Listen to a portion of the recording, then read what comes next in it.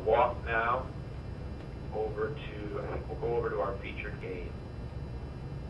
Something to keep in mind, especially for faculty, is certainly the obvious use of Second Life is to create a classroom and recreate the lecture space. It's the most obvious metaphor. Not always the best idea. Certainly for distributed learners, that's a positive thing, that you can have learners from all over the place sitting in the same lecture. But one of our greatest interests in Second Life is the ability to develop simulation and game-type learning within this environment. And our engineering students are consistently developing games as part of their classes and projects that can be housed in Second Life. So they're essentially using Second Life as a game development platform. And this was a featured game. We worked with a really talented engineering student. She did all the scripting for the game, and we kind of worked with her on more of the visual assets of the game and some of the educational architecture of the game. What it is the proof of concept for what we'd love to see become an even bigger game, a day of food choices.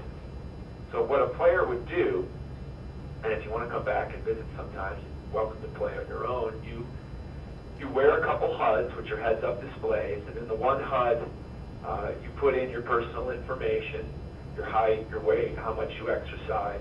So it tallies up all that information and then says, hey, go out and spend a day eating at stereotypical American fast food joints. So as you go out and you decide what you want to pick, you take a look at a menu and it says, all right, here's what you're about to pick. And it gives you some feedback on what you're about to pick and what's in it, number of calories, cholesterol. It says, do you want to make this choice? You choose to make that choice, you then get some more feedback. It says, all right, you made that choice. This is where your daily caloric budget stands at this point.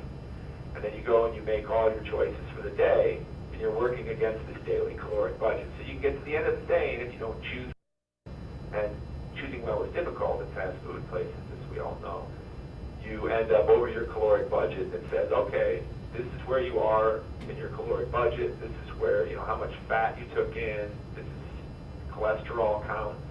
If you keep eating like this for a year, this is where you're going to be. And it kind of gives you the summary.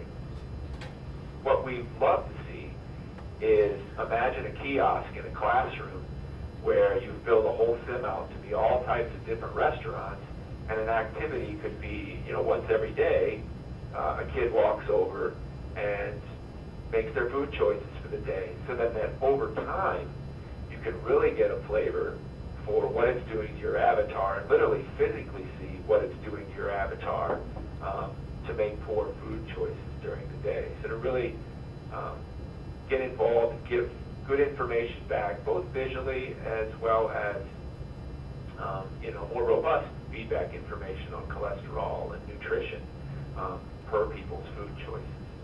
So this has been a featured game for a few months here. And we have a lot of other games that are way up in the sky and in some of the development areas that we may move over here, could move over here when we're ready to put another featured game in.